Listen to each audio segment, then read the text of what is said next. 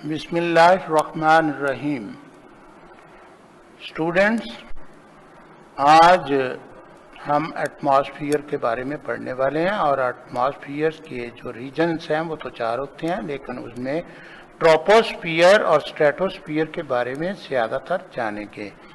और ये हमारा चैप्टर 14 है जिसे हम स्टार्ट करने वाले हैं और केमिस्ट्री 10th क्लास से। तो आइए हम शुरू करते हैं।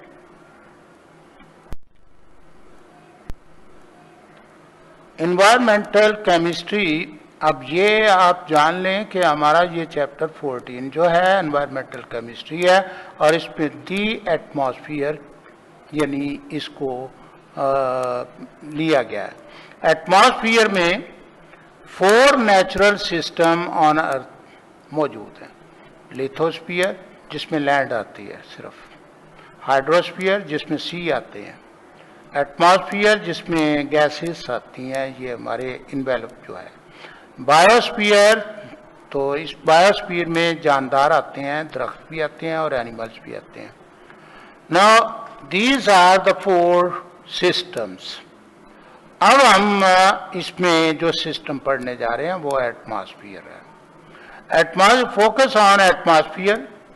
तो आइए इस पर कैसे फोकस करना है, क्योंकि ये इंट्रोडक्शन में हम इस पे एटमॉस्फेयर की कंपोजिशन ऑफ एटमॉस्फेयर पढ़ेंगे, इसकी सिग्निफिकेंस ऑफ गैसेस पढ़ेंगे, 4 रीजन ऑफ एटमॉस्फेयर जो हैं वो कौन कौन से हैं उनको पढ़ेंगे, और करेक्टरिस्टिक ऑफ 4 रीजन और इनकी क्या करेक्टरिस्टिक हैं, ख्वास हैं, causes of changes in the atmosphere में कौन सी चेंजेस जो आती हैं, अफेक्ट ऑफ दीज चेंजेस और इनके असरात क्या हैं, अफेक्ट ऑफ ह्यूमन एक्टिविटी और इंसानी सरगर्मियों के क्या असरात होते हैं, control on the negative effect of pollution है, और इनके बारे में हम जानने की कोशिश करेंगे।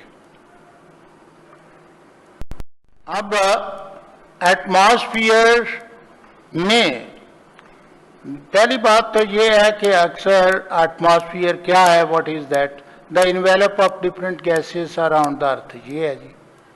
अब इसके साथ आप ये बात भी लिख सकते हैं, it extends above the earth surface continuously without any boundary, और इसकी कोई हद नहीं है, ये ऊपर जमीन के सतह से ऊपर और बहुत ऊपर तक मौजूद है, और हम उसकी बाउंड्री का यानी हद का तयन नहीं कर सकते।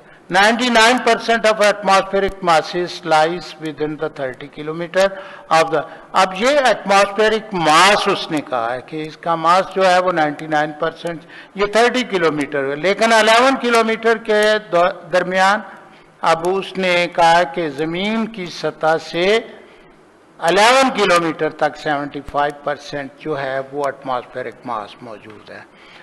अब composition of gases of atmosphere by volume, ये वॉल्यूम के लिहाज से हैं, तो ये इनका जानना भी ज़रूरी है। तो ये नाइट्रोजन 78.09 है, ऑक्सीजन 20.94 है, आर्गन जो है 0.93 है, कार्बन डाइऑक्साइड 0.03% बाई वॉल्यूम है।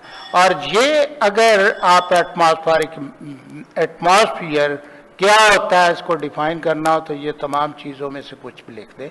ये तो लाजमी तौर पर है कि इन बातों में से आपने कुछ देनी होती है। नेक्स्ट एक लिखा हुआ है डू यू नो, और ये जानना बहुत ज़रूरी है, और ये सारी साइंटिफिक थ्योरी है, और साइंटिफिक थ्योरी जो है उसको आपने 1 by 1 जो है एक सिस्टम में आप जो है आपने इसको अंडरस्टैंड करना है। फर्स्टली आप कहते हैं जी सनलाइट है, तो सनलाइट शॉर्ट वेवलेंथ रेडिएशंस होती हैं और इसे विजिबल लाइट भी कहते हैं। 32% सनलाइट जो होती है is reflected back into the space, और ये स्पेस में रिफ्लेक्ट बैक होती है। 6% ऑफ अर्थ सरफेस करती है, और 26% जो है ये क्लाउड्स, गैसेस और डस्ट पार्टिकल जो हैं ये इसको स्पेस में वापस भेज देते हैं। और 18% sunlight is absorb by the atmospheric gases, और एटमॉस्फेरिक गैसेस जो हैं वो 80% जो है वो।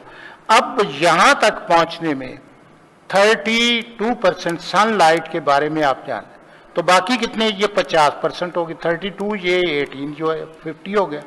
अब बाकी 50% reaches on the earth and absorb by it, और ये जमीन जो है वो इसको अब्जॉर्ब कर लेती है।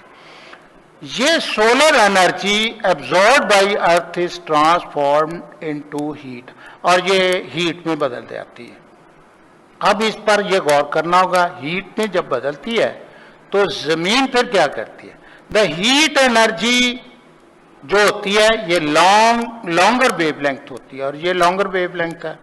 अब हमने ऊपर सनलाइट को शॉर्ट वेवलेंथ रेडिएशंस कहा है, और यहाँ पे ये लॉन्गर वेवलेंथ, और ये भी एक डिस्टिंक्शन बहुत जरूरी है, और which is absorb by the water vapours and carbon dioxide in the atmosphere.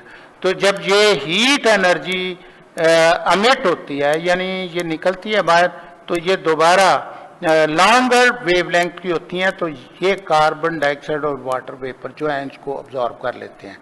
Hence the heat helps earth to sustain the life. अब ये जिंदगी को यहाँ पर इसे कायम करने में ये इसी हीट का किरदार है, और ये कार्बन डाइऑक्साइड और वाटर वेपर जो है इस काम को सर अंजाम देते हैं। ये आगे भी आप इस बात पर गौर के लिए मौजूद है मवाद। तो आइए हम सबसे पहले जो है लेयर्स ऑफ एटमॉस्फेयर पढ़ते हैं।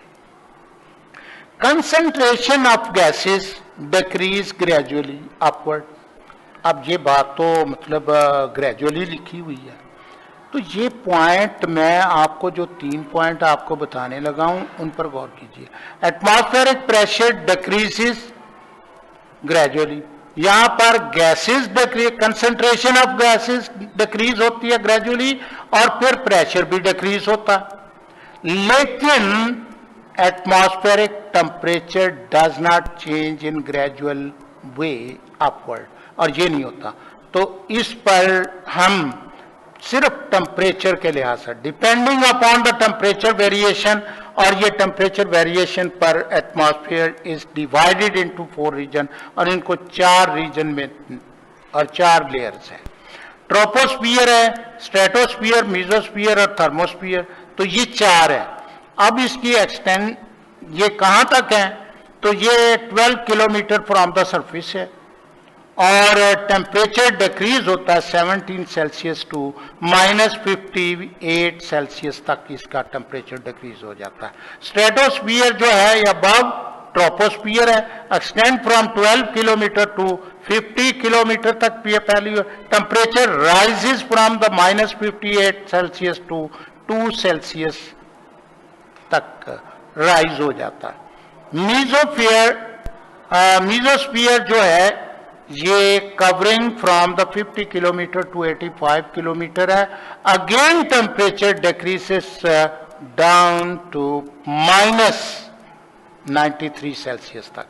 थर्मोस्फियर बियॉन्ड 85 किलोमीटर जो है temperature goes on increasing upward, और उसकी कोई अनलिमिटेड है, ये कोई पता नहीं कहाँ तक जाता है टेम्परेचर आपको।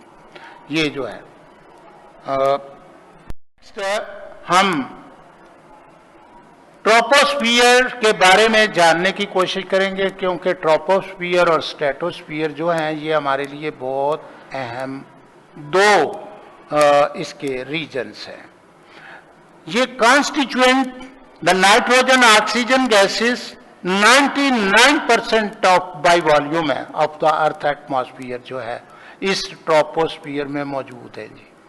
The role of carbon dioxide and water vapour is important, ये बहुत अहम है, लेकिन आप ये जरा इस पर भी गौर कीजिए। Concentration of carbon dioxide and water vapour is negligible, ये बहुत कम है मिकदार इसकी एटमॉस्फियर के अंदर, लेकिन रोल इसका जो है वो बहुत ही अहम है रोल जो है, और उस पर आपको गौर। अब ये देखिए रोल हम आपको बताते हैं कि रोल क्या है। Visible light sunlight of short wavelength है, रीचेस द अर्थ सरफेस। अब ये वो पहली बातें हैं जो आपने ये अभी पढ़ी हैं, डू यू थिंक में, passing through carbon dioxide and water vapour, ये इनसे गुजर जाती है। अब ये सनलाइट जो है वो शॉर्ट वेवलेंथ, ये कार्बन डाइऑक्साइड और वाटर वेपर से गुजर जाएंगी। This visible light transform into heat, ये जब जमीन पर आती हैं तो हीट में तब्दील हो जाती है, जमीन में अब्जॉर्ब होती हैं। तो heat is radiated from the earth as a long wavelength, heat जो है वो लॉन्ग वेवलेंथ के तौर पर जो है वो रेडिएट होती है या एमिट होती है। और these long wavelength radiation are trapped by the carbon dioxide and water vapour, और वाटर वेपर और कार्बन डाइऑक्साइड इसको ट्रैप कर लेते हैं और वार्म द अर्थ एटमॉस्फेयर, और एटमॉस्फेयर को ये वार्म अप करते हैं। As the concentration of carbon dioxide and water vapour gas, अब ये जो बात लिखी हुई है इस पर ये गौर कीजिए। यहां पहुंचने पर इस जगह से आपने ये बात समझनी है कि टेम्परेचर जो है वो 70 सेल्सियस से लेकर -58 क्यों हो जाता है, ये डिक्रीज क्यों होता है? As the concentration of carbon dioxide and water vapor decreases gradually with the increase of altitude, तो इसकी वजह से क्या होता है फिर, correspondingly the temperature also decreases at the rate of 6 Celsius पर किलोमीटर के हिसाब से ये डिक्रीज होना शुरू हो जाता है। In troposphere region all weather exist करते हैं, ऑल एयरक्राफ्ट जो है वो फ्लाई करते हैं इन दिस रीजन। तो यहाँ पे आपने पहली बात तो ये है कि यहाँ पर एक तो ये है कि कार्बन डाइऑक्साइड वाटर वेपर की बहुत कलील मिकदार मौजूद है और उसकी वजह जो है उसमें ज़मीन को वार्म अप करने का जो है वो बात मौजूद है। दूसरा ये है कि यहाँ ट्रोपोस्फियर में ये कंसंट्रेशन, क्योंकि ऊपर आल्टीट्यूड बुलंदी की तरफ जब जाएं तो ये डिक्रीज होना शुरू हो जाती है, जिसकी वजह से टेम्परेचर भी कम हो जाता है। तो ये ऊपर वाली बात ये है कि ये क्योंकि ट्रैप करती हैं और कार्बन डाइऑक्साइड और वाटर वेपर ऊपर जाते हुए ये कम हो जाते हैं, तो जिसकी वजह से टेम्परेचर बतदरीज जो है वो कम होता चला जाता है 12 किलोमीटर तक। नेक्स्ट हम स्ट्रेटोस्फीयर की बात करते हैं। तो ये extends from the 12 kilometre to 50 kilometre और ये 12 किलोमीटर से 50 किलोमीटर तक फैला हुआ है और temperature rises gradually from -58 to 2 Celsius. अब यहां भी हमने ये देखना है कि इसकी वजह क्या है कि टेम्परेचर जो है वो राइज क्यों होता है। क्यों? जैसे ट्रोपोस्फियर में हम देखा कि वहां डिक्रीज होता है, डिक्रीज होने की वजह भी आपको बता दी। In this region the ozone is present, और इस रीजन में ओजोन प्रेजेंट है। Ozone absorb the light radiation short wave length, जो अल्ट्रा वायलेट होती हैं उनको ये अब्जॉर्ब करती हैं और उनसे हमें बचाती हैं। और stratosphere is divided into 3 layer, और ये 3 लेयर्स में मौजूद है, अपर लेयर है, मिड लेयर है, लोअर लेयर। तो ये इन तीनों लेयर्स में अलग-अलग इनके काम है। तो जो अपर लेयर है ozone absorb very short wavelength ultraviolet radiation को ये अब्जॉर्ब करती हैं, और which is not visible light radiation, ये विजिबल लाइट रेडिएशंस नहीं होती, और अल्ट्रावायलेट रेडिएशंस जो हैं ये मौजूद होते हैं। और ओजोन मॉलिक्यूल जो है यहाँ पे ब्रेक कर जाता है। ओजोन मॉलिक्यूल जब ब्रेक करता है तो वो एक ऑक्सीजन का और एक मोनो एटॉमिक ऑक्सीजन जो है वो प्रोड्यूस होती है। नेक्स्ट मिड लेयर के अंदर वहां पे अल्ट्रा वायलेट रेडिएशन कम पहुंचती है, वेरी क्लियर बहुत, लेकिन वहां पे ऑक्सीजन और मोनो एटॉमिक ऑक्सीजन मौजूद होती है। ये ऑक्सीजन मॉलिक्यूलर ऑक्सीजन और मोनो एटॉमिक ऑक्सीजन जो दोनों मौजूद होती हैं, again combine to form the ozone, और ओजोन बना देती हैं। और it is an exothermic reaction, और ये एक्सोथर्मिक रिएक्शन रिएक्शन होता है। और एक्सोथर्मिक रिएक्शन, अब यहां पे आपने देखा कि वहां पे ओजोन का ये अपर लेयर पर टेम्परेचर जो है वो सबसे ज्यादा होगा। मिडल लेयर में टेम्परेचर राइज होने की वजह ये एक्सोथर्मिक रिएक्शन होने की वजह से है। तो यहाँ पे आप बखूबी समझ सकते हैं कि अल्ट्रावायलेट रेडिएशन को जब ओजोन ऑब्जॉर्व करती है तो एट दैट टाइम जो है ये एनर्जी ऑब्जॉर्व होती है, टेम्परेचर इससे भी बढ़ता है। और इससे भी ओजोन जब ये ओजोन बनती है तो at that time exothermic reaction है और उससे भी टेम्परेचर बढ़ता है। तो यहाँ पे जब हम लोअर लेयर पर पहुंचते हैं तो receive very low ultraviolet radiation जो है वहां पे रह जाती हैं और मोनो एटॉमिक का ऑक्सीजन जो है वो भी वहां पे मौजूद नहीं होती और ओजोन इज नॉट फाउंड, तो फाउंड ही नहीं होती वहां पे मौजूद। क्या अब यहाँ पे पोल्यूटेंट एक खास जो सब्जेक्ट जिसके बारे में हमने ये जानने के, क्योंकि आगे ये इन्हीं को स्टडी में लाना है, तो पोल्यूटेंट्स के बारे में जान लें, क्योंकि ये एटमॉस्फेयर के अंदर सबसे ज्यादा पोल्यूटेंट हमने पढ़ने हैं कि ये पोल्यूटेंट पोल्यूशन का सबब कैसे बनते हैं। पोल्यूटेंट डेफिनेशन में pollutant is a waste material, तो ये वेस्ट मटेरियल होते हैं that pollute the air, water और सॉइल, इनको ये पोल्यूट कर देते हैं। The factor that determine the severity of pollutant, अब जो फैक्टर्स काज करते हैं कि इनकी शिद्दत, अब ये एक तो बात यह है कि इनकी केमिकल नेचर होती है, केमिकल नेचर जो है वो भी इनकी सिवियरिटी को डिटरमिन करते हैं, तयन करते हैं। ये फैक्टर जो है केमिकल, ऐसे केमिकल जो हार्मफुल होते हैं, कंसंट्रेशन इनकी जो मिकदार है वो बढ़ जाए तो फिर होते हैं। एक खास कंसंट्रेशन में कार्बन डाइऑक्साइड जो है वो परेशान कुन नहीं है, लेकिन जब उसकी मिकदार बढ़ जाए, कंसंट्रेशन उसकी बढ़ जाए तो फिर ये हमारे लिए परेशान कुन है। तो इसी तरह परसिस्टेंस का लफ्ज इस्तेमाल किया है कि कब तक ये मौजूद है।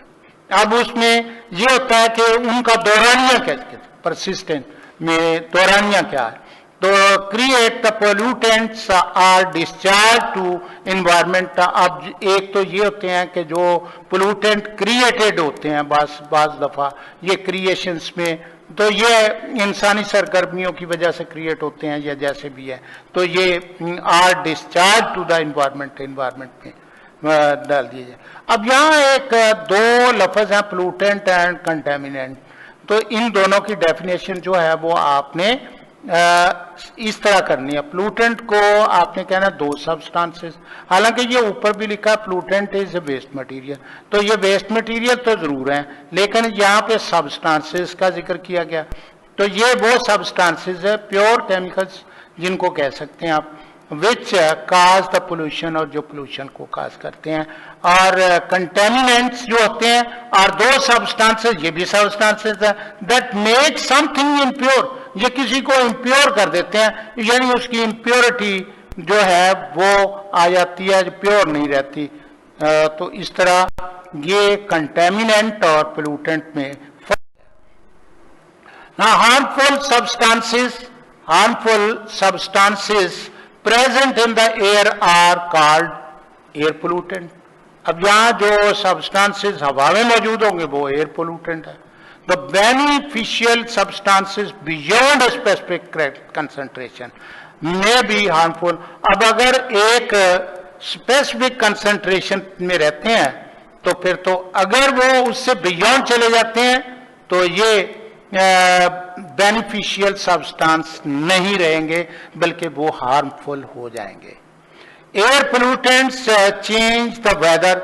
अब ये एयर पोल्यूटेंट जो है ये हमारे वेदर को भी चेंज करते हैं। Air pollutant badly affect the human health, इंसानी जिंदगी के ऊपर भी असरअंदाज होते हैं और सेहत पर भी असरअंदाज होते हैं।